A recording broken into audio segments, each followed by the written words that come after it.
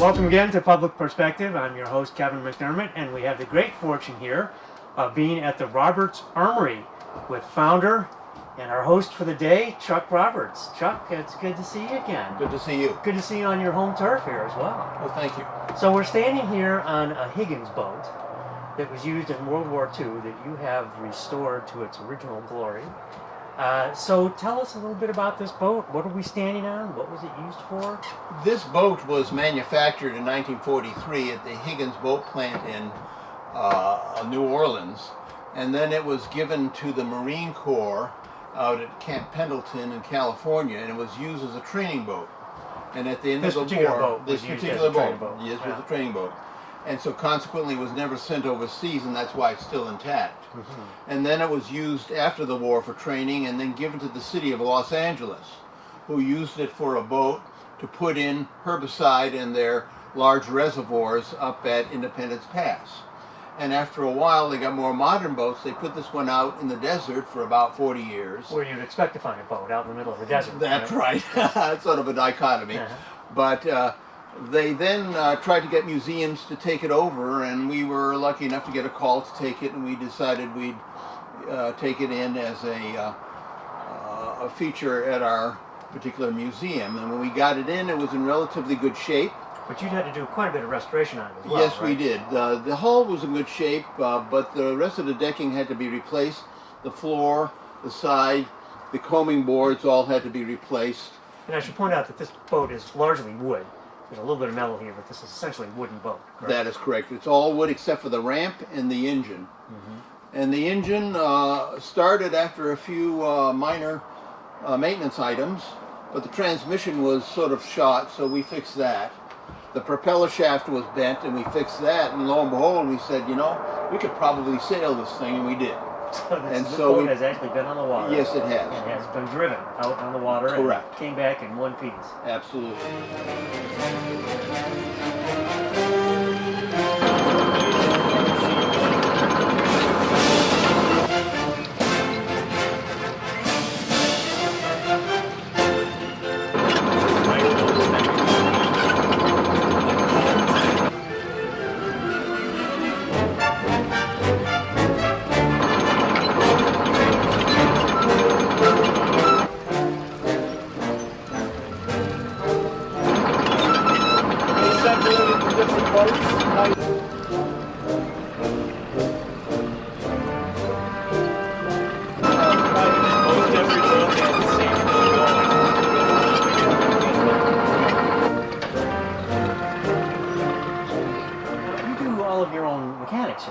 That's right. Crew, I'm the guy that has to maintain it and fix it, because there's not too many people that do that anymore, and I'm familiar with engines of that type. So, do you have assistants who help you, or is this really just your own hands and brain? It is primarily me.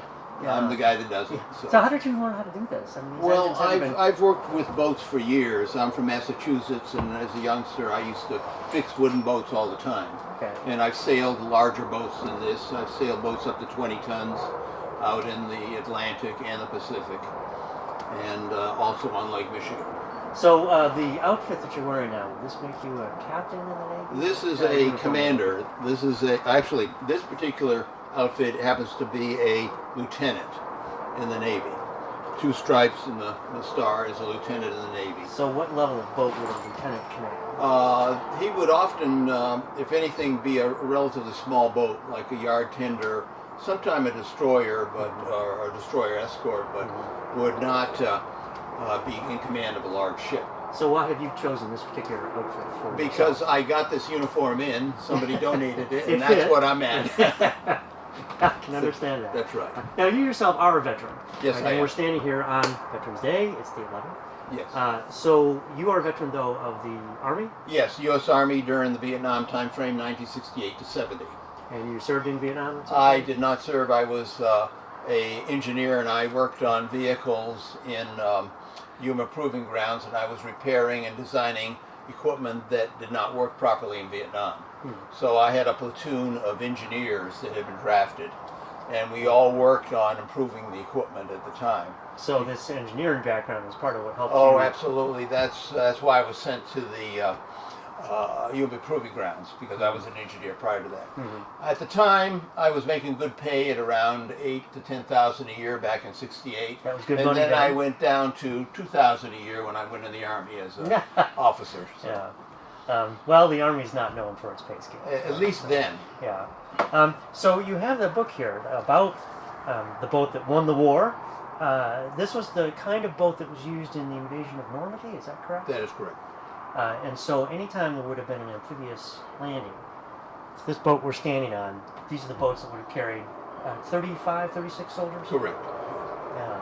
That's right. Now, they seem pretty flimsy to me. They're wood, there's a lot of plywood here. I would have thought that it would have been easy to sink these as they approach the beach. Oh, it could be, very much so. They used wood because it was available. Steel was very hard to come by because we used on everything else. Mm-hmm. Also, the Higgins Boat Factory was skilled in making wood boats, and so they were the ones who put it together. And besides, the expected life of these things was on the order of days. Days? Yes, before they got hit or sunk. So there was a lot of them made. There were over 20,000 of these made, and oftentimes you'll have a landing operation going, and several of them get hit and sunk. And the soldiers may or may not survive. It's possible, yeah. They were supposed to. They usually have their life vests on and things of this nature. But you had to be very careful when operating it. The ramp had to be up, or else if you went in too deep with the ramp, the water would come over the front, and the boat would tend to sink. Right. Now, these boats, how would they be launched? How would they get towards the beach? They would be carried on larger freighters? They would be on larger boats called APA, Auxiliary Personnel Assault, or AKA, Auxiliary Cargo Assault ships. And they would Cargo be spelled with a K. they call it K. Yeah. And the boat would be lowered by davits or crane into the water, and then the boat would come alongside. The troops would get in it by the nets. Climb down on the nets. Correct. Right. And then the boats would circle, and then be called up to the line for attack. They'd get ready, lined up, and then the attack signal is given, and all of them would go in at once. Close together? Spread out, but sometimes there was a lot of them, like in Iwo Jima landing. They were all sort of close together, but the purpose was a sudden assault all together, so they wouldn't pick off one boat at a time. Right, so the soldiers all arrive at once, and there's a mass of soldiers it's a mass arrive. attack. Correct. Right, that makes sense. Now, these boats could also have been used for light vehicles, jeeps, things like that, right? Correct. This one could carry a jeep and a small cannon and 2 or 3 people. And that they would also, during these invasions, that's how they would be handled. There would be boats that would have men and arms, and then there would be other boats that would have whatever, jeeps, cannons. That's correct. Something supplies or something like that. Yes. Something for the assault on the beach. Absolutely. Right. And so then you built this enclosure. Right. The enclosure is hold it, and we have a trailer underneath it, so we can launch the boat anytime we want. And how often does that happen? Once or twice a year we'll have a reenactment. Okay. So you'll take it out on the lake that's not far from here? That's right. We'll take it out on the lake and perform a reenactment. Usually with a second Marine reenactment group, and also they're talking about having the Royal Marines for the next one too. The British Royal Marines. Yes. So who's the skipper? Are you the driver of the boat? I'm the skipper, and then I have a couple crewmen. I have a motor machinist mate, who takes care of the engine, and I have 2 crewmen, 2 seamen that crank up the ramp, and also our gunners on the 30 caliber machine guns. Which I understand are replicas, not the real thing. That's right. These are replica guns, and they fire propane and oxygen. Which makes it look like they're firing actual Absolutely. It's called ammunition. simulated fire.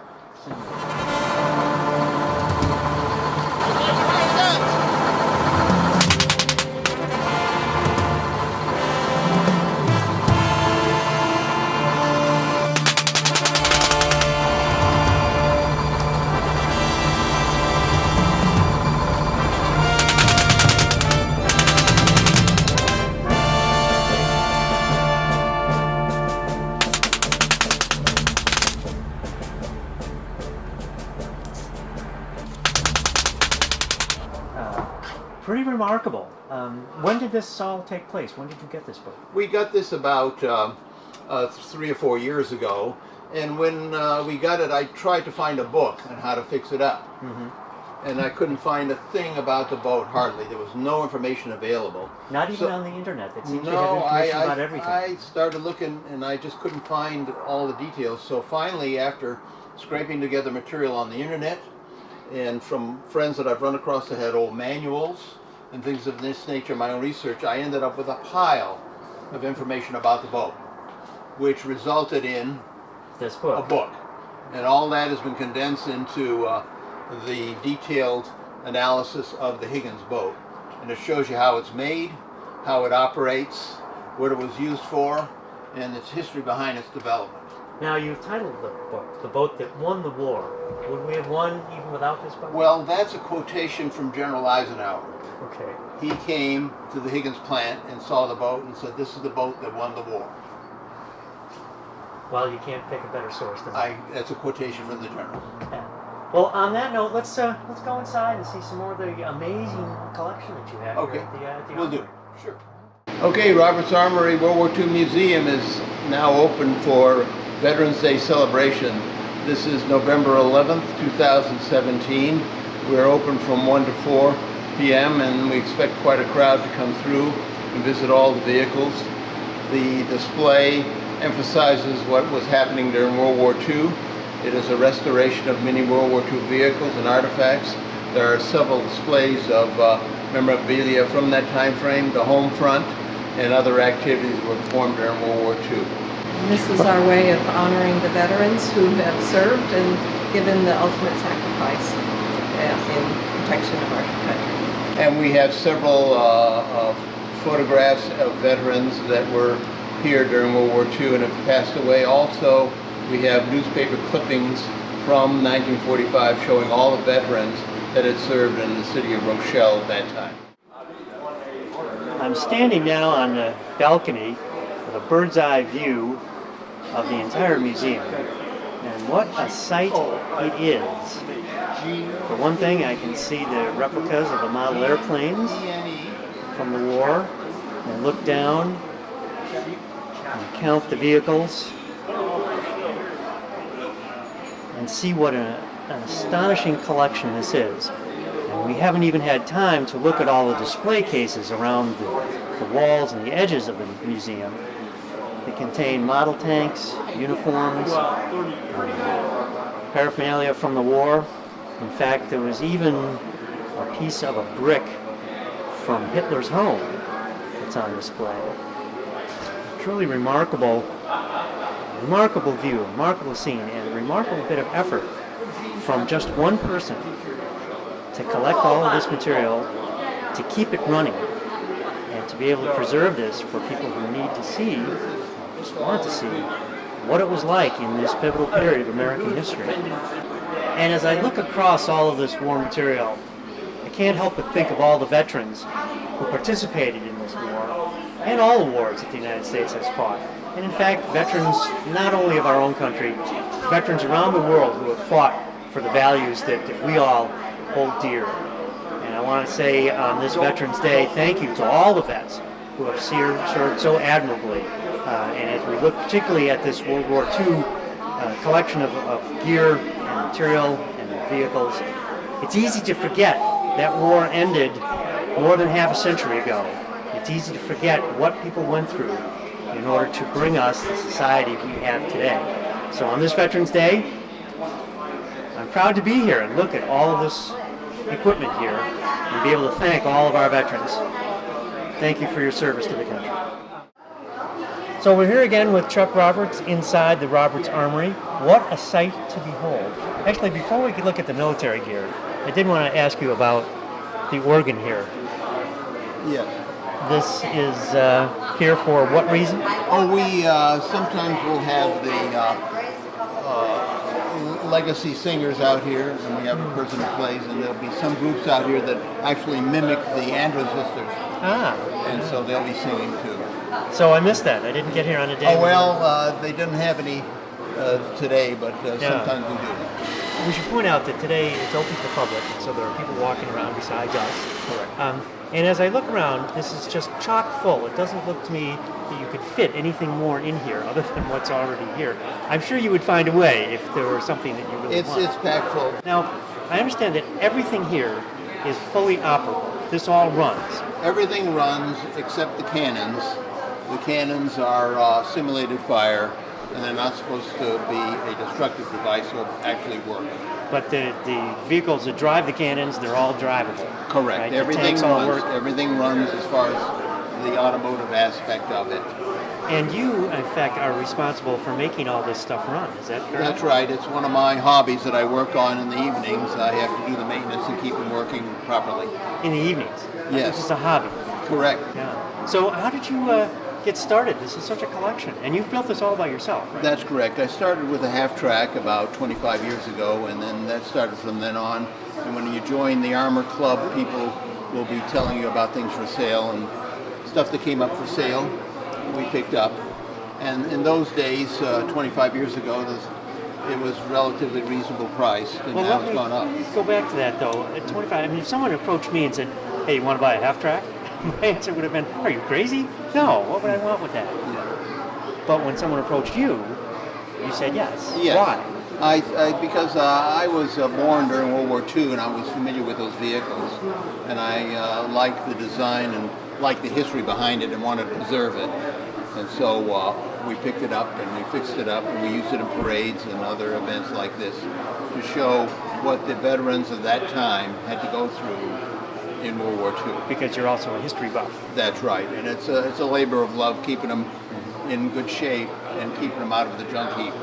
Now, you mentioned that when you got that first half track, you made a promise to your wife. Is that not That's correct? right. I told her that was the only vehicle I was going to get. Uh-huh. So unfortunately, that And you're still promise- married. Yes, that promise didn't work out too good. Right. Does she help out? Does she help you maintain? Or? Oh, she does. Yeah. I always tell people that I get a grant to maintain this material, and everybody perks up and they say, "Oh, where do you get the grant?" I say I get a grant from my wife. Every morning. Right? Correct. Yes.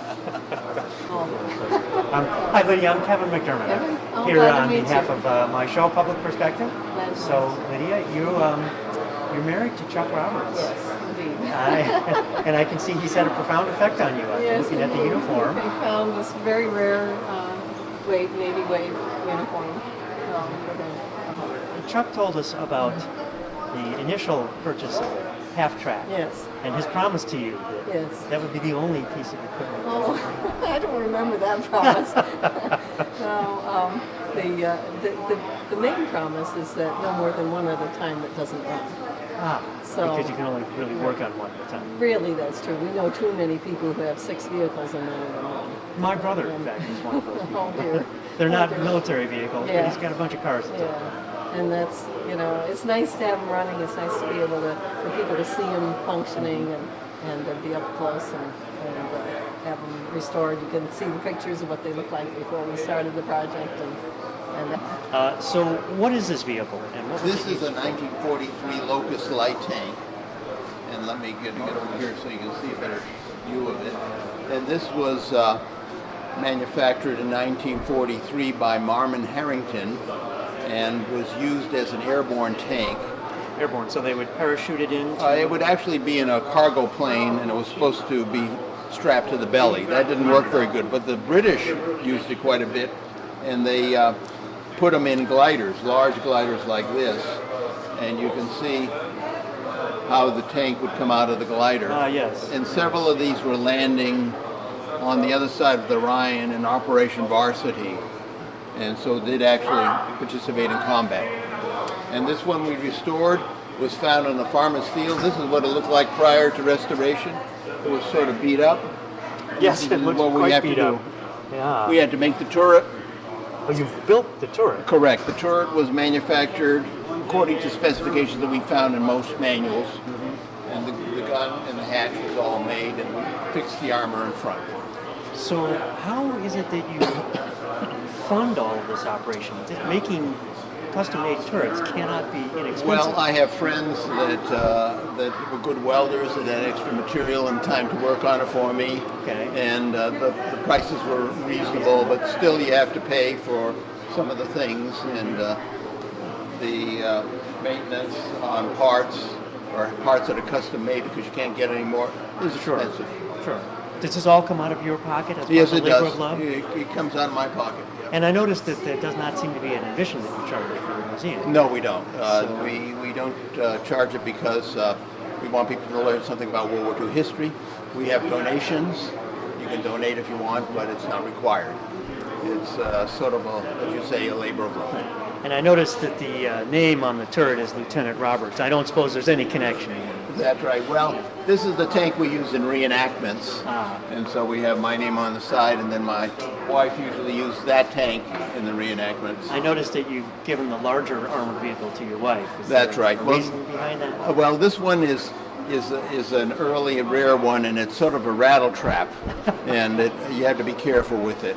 If you look inside, the drive shaft is right next to the driver without any guard protection. So very easy to injure yourself. So you have to be very careful in this tank. Yeah. The other one is much more user-friendly, as they say. Yes, a modern term, something they would not have said in That's World right. War II. None of this stuff would have passed OSHA inspections at the time.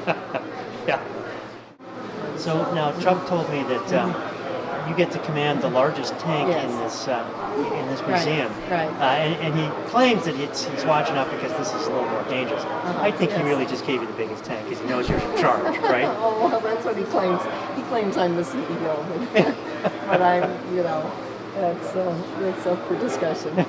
But I do take part in the restorations from the point of view, for example, of making the canvas for the vehicles. Another gift was a half horsepower sewing machine with a belt drive, so I can go through 6 layers of canvas without any trouble. And you actually do this yourself? You run the machine and make this? I make the canvas myself. And you guys both have jobs, right? Yes. You actually do this part-time. Right. It's just a hobby. Did you have enough time to actually do this? Well, I think if you have a hobby that you really enjoy, you make time to do it. I mean, that's part of the things that we enjoy together. So we'll take a look at your wife's tank here. Okay. This is a 1943 Stewart light tank, and this is made by Cadillac Motor Car. It has 2 engines in it. It has rubber tracks and weighs 16 tons, but is still called a light tank. Light tank. What would have been a heavy tank? A heavy tank would have been something on the order of 50 to 60 tons, which the U.S. did not have. They had the Sherman, which was 32 tons. It was a medium tank. Only at the end of the war did they have the M26 Pershing, which was up around 50 tons. But the Germans had the Panzer division. Oh yes, they had the Panthers, and the Tigers were much heavier tanks. And that was part of why they were so successful in the initial stages of World War II. That's right. Of their armor. Exactly. And their tactics. These things were lighter and more vulnerable, but they were faster, and the tactics and the amount of tanks that were provided eventually won out. In other words, we had more tanks than they could knock out. Because we had greater manufacturing capability here in the States. Right. And afterwards. So did you have an interest in this before Chuck roped you in? Or? Not really, no. But I thought history was boring in high school. And because it was mostly names and dates, memorizing. And I like biographies. I would be happy to read a story about something historic, but we never got that. So our hope with when children and young people come here is for them to start be able to see World War II up close and be able to connect to it and be inspired to read more about it and learn more about the history instead of just thinking history's boring and all. And that's the purpose of reenacting as well. Yes, it is. It's really it's history. Yeah. It's put on recreating history, and it's not it by necessity it can't be actually 100% accurate. But the uniforms can be accurate. The settings can simulate a real war, a real battle. And we have here classic Cadillac. This is a 1939 Cadillac sedan. This is the type used by General Patton, and it was the kind that he had his accident in, and he died unfortunately about a week later. And this is a typical staff car that you'd see for the higher-up generals. And how did you obtain this particular vehicle? The museum in Vincennes, Indiana, called us up and asked if we wanted it, and we said, yeah, we could use it. And did they know that this was significant because it's the same car? Yeah, they knew that, but they just didn't have enough room for it. Gotcha. And it was in storage all the time. Yeah, now that I've been here once, I got urging from Jeff here for forever to come out and see it. Oh, yeah. And I was like, yeah, I'll get there. Now that I've been here, and I see what it's like, I just feel I have to bring everyone I know to come out and see it. Yeah. How often are you open? We're only open 3 times a year. 3 times a year. So Okay. Veterans Day, Memorial Day, and then the town of Rochelle has their Heritage Days in That's to August. the public. There are the private public. opportunities. Yeah. Well, that certainly is true. Yes, We have a soft spot for veterans. Oh, I can imagine. If they're visiting, especially World War II veterans, if we're available, we're happy to open up for them. And the same thing for Boy Scouts and car clubs and Sure. church groups and anyone who has a specific interest. We try to coordinate a date that we can all work out. So, Yeah. Well, it's great to see, and it's good that you do open to the public. If you really want to experience something, come out when they put the boat in the water next spring. Yeah. Well, actually, what I really need to do too is go see one of the reenactments. How much maintenance does it take to keep all of this stuff running? Because I want to point out that all of this stuff, everything here runs, Yes. and you take this out regularly, several times a year for reenactments, correct? So, what level of effort does it take to keep all of this stuff Well, running? usually I start in January and start with this tank, start doing the tune-ups and check out everything to make sure everything's fine. Always start with your wife's car first. Yes. Right? Yeah. And then I start working to the next one and to the next one until finally by April or May I've gone through most of them and they seem to be running properly.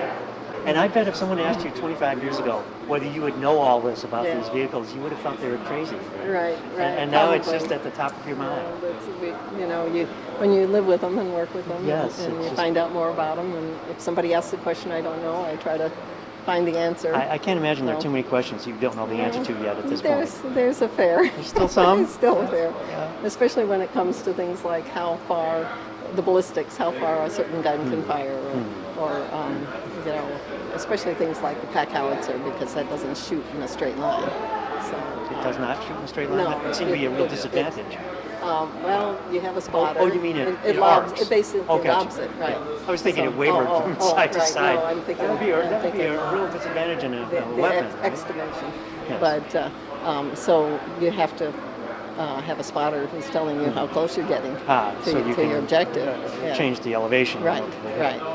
So I'm not much of an expert on the ballistics and those things, but But I'm sure you know more than I do at this point. So. I don't know. We'll see. Grant, Yeah.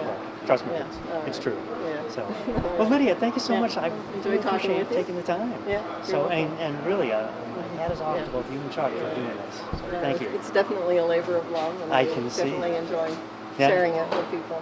So, Well, thank you so much. thank you. Appreciate that. So, are you going to expand at any point? It's hard for me to believe you could fit more in here. If someone comes by with another tank, what would you do? Oh, well, what we do is shuffle things around. We have another couple sheds full of Okay. vehicles and we sort of shuffle them around. I gotcha. Sort of like the Art Institute of Chicago, where Yes. 90% of the collection is hidden because That's- they can't display it all. Exactly, that's the way it is in the museum in Washington, the Aerospace Museum. Yeah, They have yeah. a lot of stuff in storage and they move it around. Yeah.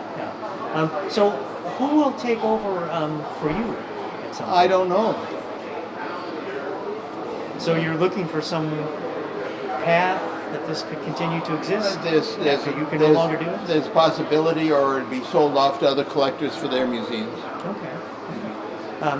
Seems like quite a collection. Must have said it's 25 years worth of material here. Right. Well, I just want to thank you, Chuck. Sure. It's been so. It's been amazing to look at all this stuff. Well, thank you very much. I'm glad you came down. Yeah, We thanks. would, And thank you for watching Public Perspective once again. I'm your host, Kevin McDermott. We've been visiting with Chuck Roberts at the Roberts Armory. Until next time, thank you and good night.